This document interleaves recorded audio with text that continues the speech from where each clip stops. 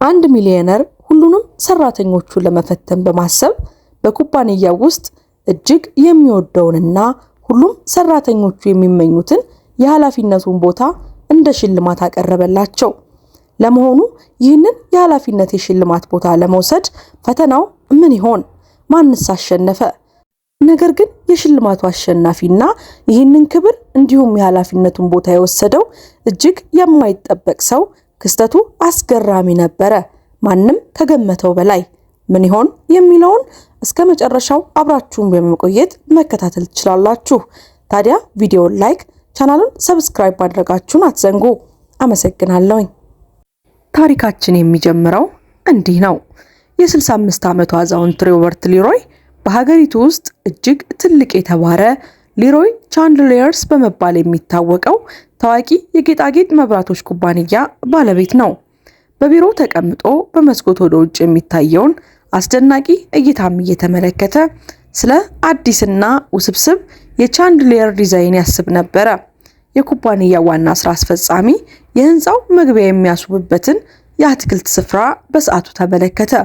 ስፍራው በተለያዩ እጽዋቶችና አበባዎች የተሞላ ለምለምና ውብ ቦታ ሲሆን የሚሊዮነሩ ተወዳጅ የሆነው ኦሪከድ አበባም በዛው ነበረ።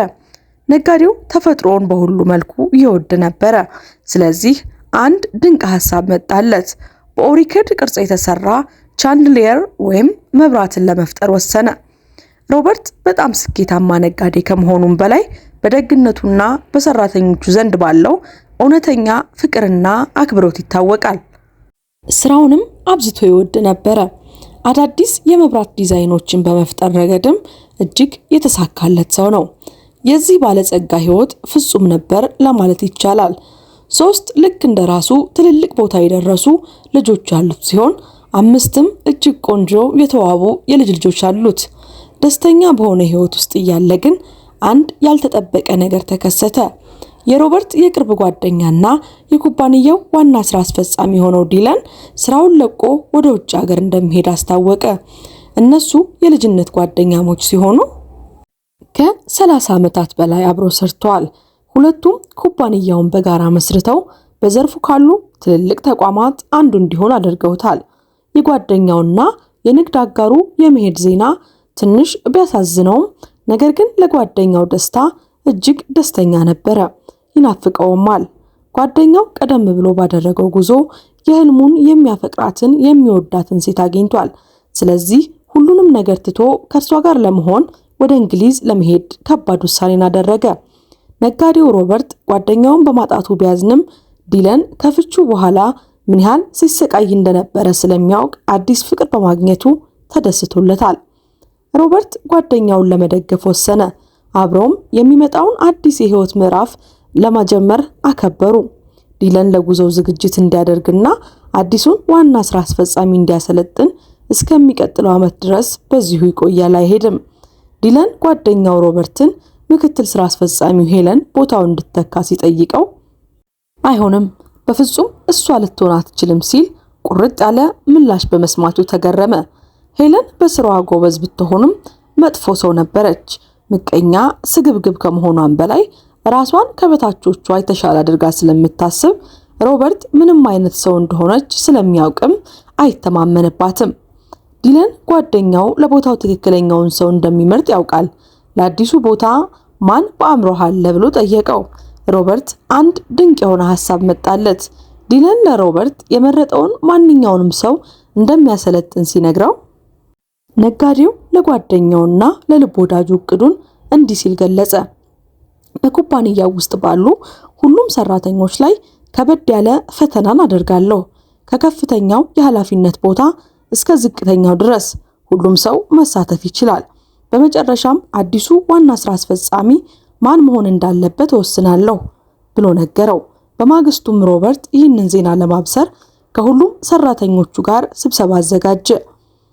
በማግስቱም ሮበርት ወደ ኩባንያው ሲደርስ ሁሉም ሰራተኞች በግቢ ውስጥ ተሰብስበው አገኛቸው። ከስራ አስፈጻሚዎቹ እስከ ረዳት ሰራተኞች ድረስ ሁሉም ተገኝተዋል። ሰራተኞቹ የስብሰባው ዓላማ ስላልገባቸው ግራ ተጋብተው ነበር። ዜናው ጥሩ ይሁን መጥፎ የሚያውቁት ነገር አልነበረም። አንዳንድ ሰራተኞች ደግሞ በተለይም የጽዳት ሰራተኞቹ ኩባንያው ኪሳራ ውስጥ ገብቶ ከስራ የምንቀነስ እንዳይሆን ብለው በጣም ሰግተዋል። ለኩባንያው መስራት በጣም ይወዱታል። ጭንቀታቸው ከፍተኛ ነበረ። ደሞዙ ጥሩ ከመሆኑም በላይ ሁሉም በክፉ ከምትመለከተው ምክትል ስራ አስፈጻሚዋ ከሄለን በስተቀር ሁሉም ሰው በክብር ነበር የሚያስተናግዳቸው። ነገር ግን ኩባንያው አይዘጋም ነበር። እንዲያውም ዜናው በጣም አስደሳች እንጂ። እንደምን አደራችሁ ሁላችሁም አለ ሮበርት። ዛሬ እዚህ የሰበሰብናችሁ አንድ ጥሩና መጥፎ ዜናዎችን ለእናንተ ለማጋራት ነው። ከመጥፎ ዜና ስጀምር ታላቅ የሆነው ጓደኛችን ወዳጃችንና ዋና ስራ አስፈጻሚያችን በሚቀጥለው ዓመት ኩባንያውን ይለቃል። ጥሩ ዜና ደግሞ ከናንተ መካከል አንዱ የሱን ቦታ ይተካል። ስለ ስብሰባው አስቀድሞ ባለመነገሯ ተበሳጭታ የነበረችው ምክትል ስራ አስፈጻሚዋ ሄለን ይህንን ስትሰማ በደስታ ፈነጠዘች። ከሷ የበለጠ ለዚህ ክብር ያለው ቦታ የሚመጥን ብቁ ሰው እንደሌለ እርግጠኛ ስለነበረች ስራው የኔ ነው ብላ ደመደመች። ሮበርት ሁሉንም ሰው የሰበሰበው እሷ የአዲሱን ቦታ ስትረከብ እንዲያዩ ነው ብላ በማሰብ የራሷ የሆነውን ስልጣን ለመቀበል በቀጥታ ወደ ስራ አስፈጻሚው ጎን አመራች። ነገር ግን ፊት ለፊት ከመድረሷ በፊት ሮበርት ሄለን አዲሷ ስራ አስፈጻሚ እንደማትሆን በይፋ አወጀ። በዚህ ጊዜ ሄለን ክው ብላ ቀረች። ምን ማለት ነው ብላ በጩኸት በቁጣ ተናገረች።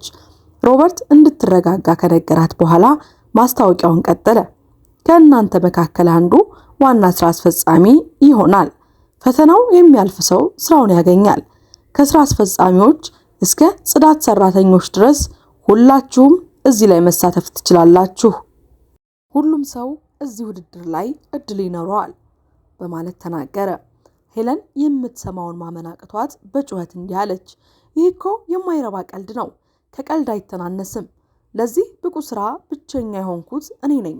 ብቁዋ ሴት እኔ ነኝ። ይህ ቦታ የኔ ሊሆን ይገባል። በእውነት ማንነቱ የማይታወቅ ሞኝ የዚህ ኩባንያ ዋና ስራ አስፈጻሚ እንዲሆን ትፈልጋለህ? ትፈቅዳለህስ? ሄለን በቁጣ ብትገነፍልም ሮበርት ግን የትምህርት ደረጃ ሳይገድብ ሁሉም ሰው እድል እንዲኖረው አጥብቆ ተናገረ። ለስራው የሚመረጠው ሰው አስፈላጊው ዝግጅት ሁሉ ያገኛል። አትጨነቁ፣ ዲለን ራሱ በግል ያሰለጥነዋል ብሎ ተናገረ። ሄለን ሌሎች ሰራተኞቹን ለማስፈራራት እየሞከረች ነገሩ እንዲህ ከሆነማ ከሁሉም የተሻልኩ ብቁ ሆኜ የምገኘው እኔው እንደሆንኩ እርግጠኛ ነኝ አለች። ዲለን ለእያንዳንዱ ሰራተኛ ትንሽዬ ከረጢትን ሲያድል ሮበርት የፈተናውን ሂደት ማስረዳት ጀመረ። ተፈጥሮን መቼስ ምን ያህል እንደምወድ ለእናንተ አዲስ ዜና አይደለም አይደል? ስለዚህ ፈተናው እንዲህ ይሆናል። እያንዳንዳችሁ የአበባ ዘሮችን የያዘ ትንሽዬ ከረጢትን ትቀበላላችሁ። ዘሮችን ትተክላላችሁ። ለ3 ወራትም ተንከባከቡት። ከ3 ወር በኋላ እጅግ በጣም ቆንጆ አበባ ይዞ የመጣው ሰው አዲሱ ዋና ስራ አስፈጻሚ ይሆናል ብሎ ተናገረ። ሁሉም ሰው የኩባንያው መሪ ለመሆን በማሰብ በጣም ተደሰተ። ሄለን ግን ይህንን እብደት መቀበል አልቻለችም። ይቅርታ ጌታዬ፣ ግን ይሄ እብደት ነው። ለቆንጆ አበባ ተብሎ ኩባንያው ለማንም ባልቴት እንዲሰጥ ትፈቅዳለህን? ሮበርት መለሰላት። እንደዚህ አይነት ስስ አበባን እንዴት በጥንቃቄ መያዝ እንዳለበት የሚያውቅ ሰው የኔንም ኩባንያ በጥንቃቄ መምራት ይችላል። ዋና ስራ አስፈጻሚ መሆን አጥብቀሽ እንዲከፈለግሽ ማድረግ ያለብሽ ነገር ቢኖር ራስሽን ሰተሽ አበባውን በሚገባ መንከባከብ ብቻ ነው። መልካም ዕድል ለሁላችሁም። ምርጡ አበባ የሚያሸንፍ ይሆናል በማለት ስብሰባው አበቃ። ሁሉም ሰው ስለ ፈተናው በደስታ እያወራ ወደ ስራ ገበታው ተመለሰ። ሄለን ግን ይህ ኢፍትሃዊ ነው በማለት ቅሬታዋን ለማቅረብ በቀጥታ ወደ ሮበርት ዘንድ ሄደች። ባለሀብቱ ሐሳቡ እብደት መሆኑን ማሳመን ባትችልም ከሁሉም የበለጠ ቆንጆ አበባ ይዛ እንደምትመጣ ቃል እንደገባችለትና እንደምታሸንፍ ዛተች። ዲለን በጉጉት ጓደኛውን ሮበርትን የዚህ ፈተና እውነተኛ ዓላማ ምንድነው ጓዴ ብሎ ጠየቀው። ሮበርትም እንዲህ ሲል መለሰ። ይህ ቦታ የትምህርት ደረጃ ምንም ይሁን ምን እውነተኛ ታማኝነት ያለው ሰው ይፈልጋል። አዲሱ ቀኝ እጄ እንዲሆን የምፈልገው ሰው ያንን ነው። ብቻ በትዕግስት ጠብቅና ተመልከት፣ ትገረማለህ አለው። ዲለን በጓደኛው ውሳኔ ተስማምቶ አመነው። በኩባንያው ውስጥ ህይወት ወደ ቀድሞ ሁኔታው ተመለሰች። ማቴዎስ የተባለው የጽዳት ሰራተኛ ከስራ ወደ ቤቱ ሲመለስ ዜናውን ለቤተሰቦቹ አበሰረ። አበባው ከሁሉም የበለጠ ቆንጆ መሆኑን ካረጋገጠ አዲሱ ዋና ስራ አስፈጻሚ በመሆን ለቤተሰቦቹ የተሻለ ህይወት መስጠት ይችላል። ማቴዎስ ሚስትና 3 ልጆች ያሉት ቆንጆ ቤተሰብ ነበረው። የጽዳት ሰራተኛ ደሞዙ ብቸኛው የቤተሰቡ ገቢ በመሆኑ ብዙ ችግሮችን አብሮ አሳልፈዋል። ለሁሉም የሚሆን በቂ ምግብ ባለመኖሩ የተራቡባቸው ቀናት በርካታ ናቸው። ባለቤቱ የ6፣ 8 እና 10 ዓመት ልጆቻቸውን በመንከባከብ ስላለባት ለቤተሰቡ ውጭ ወጥታ በመስራትና ገንዘብ ለማምጣት አትችልም። ማቴዎስ በጣም ብልህ ሰው ቢሆንም ነገር ግን በሚያሳዝን ሁኔታ ገና በልጅነቱ ቤተሰቡን ለመርዳት ስራ መስራት ስለነበረበት ትምህርቱን መቀጠል አልቻለም።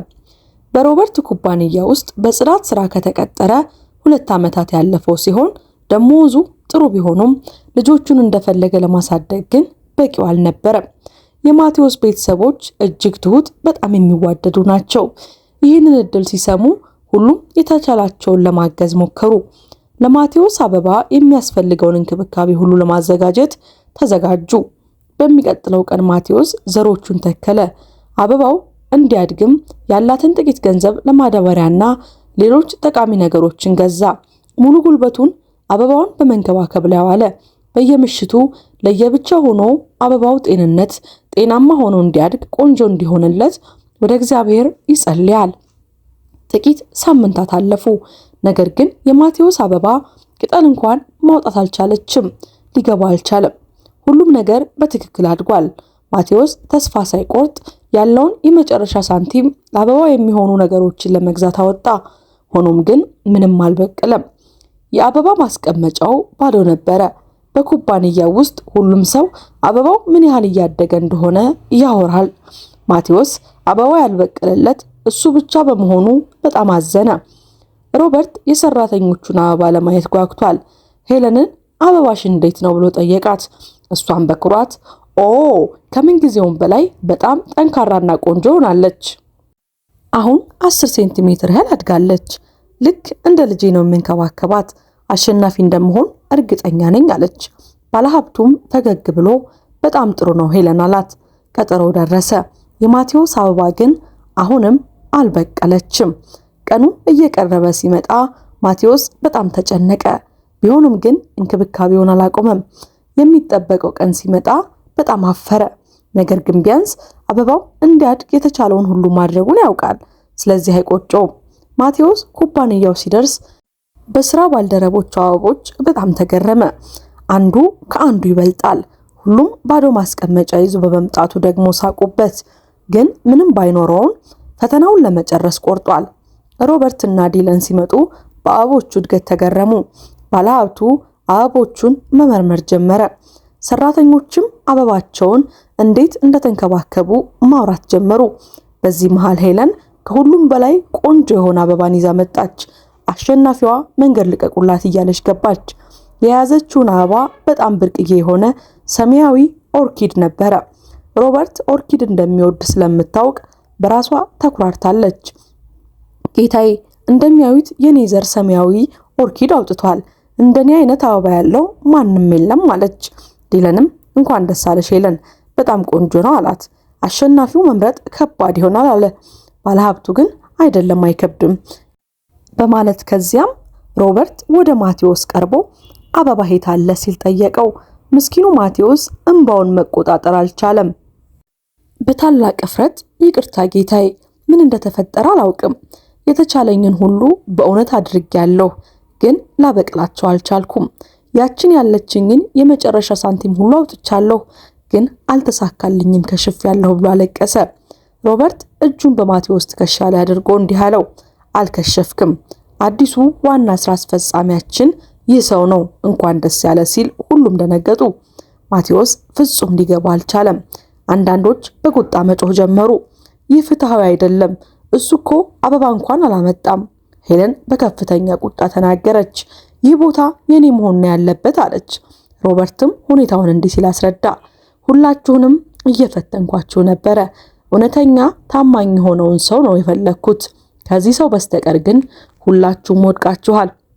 መጀመሪያ የሰጠኋችሁ ዘሮች በሙሉ ሰንኩለንት የሚባሉ የእጽዋት ዝርያዎች ነበሩ። እነሱ ደግሞ በጭራሽ አበባን አያወጡም።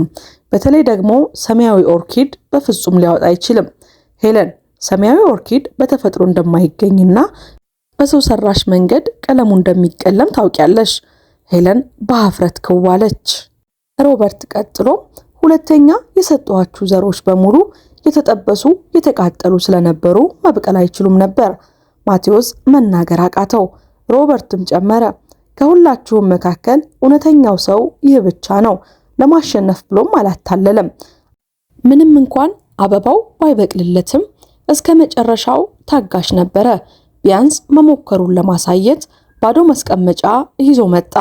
ከጎኔ የምፈልገው እንደዚህ አይነት ሰው ነው። ሁሉም ሰው በተለይ ሄለን በጣም አፈሩ። ሄለን እዚያው ስራዋን ለቀቀች። ማቴዎስ ለቤተሰቦቹ ደውሎ የመስራቹን ነገራቸው። እርሱም በኩራት ተሞላ። በጣም ተደሰቱ። ባለሀብቱና ሮበርት ታማኝ ረዳት በማግኘታቸው ተደሰቱ። አብረው ሊሮይ ቻንድለር የተሰኘውን ይህን የመብራት ማምረቻ የተሻለ ቦታ ለማድረስ መስራት ጀመሩ። ውድ የሀበናብ ክሮኒክልስ ቤተሰቦቻችንና ተመልካቾቻችን ለዛሬ ያዘጋጀንላችሁ ልብ የሚያሞቅ ታሪካችን ይህንን ይመስል ነበረ። ለመሆኑ በሮበርት ድንቅ ብልሃት ወይም ሰራተኞቹን የፈተነበት መንገድ ወይስ በማቴዎስ ታማኝነት? ለመሆኑ በየትኛው ተደነቃችሁ? ሐሳብ አስተያየታችሁን በኮሜንት ሴክሽን ላይ ያኑሩልኝ። እስከ መጨረሻው ድረስ ስለተከታተላችሁኝና አብራችሁኝ ስለቆያችሁ ከልብ እያመሰገንኩኝ ቪዲዮውን ላይክ፣ ቻናሉን ሰብስክራይብ ማድረጋችሁን ለማስታወስ እወዳለሁኝ። ከዚህ ቀደም የሰራናቸውን ፕሮግራሞች በቻናላችን ገብታችሁ እንድትመለከቱ እየጋበዝኩኝ እኔ ከወዲሁ ተሰናበትኩኝ። መልካም ቆይታ።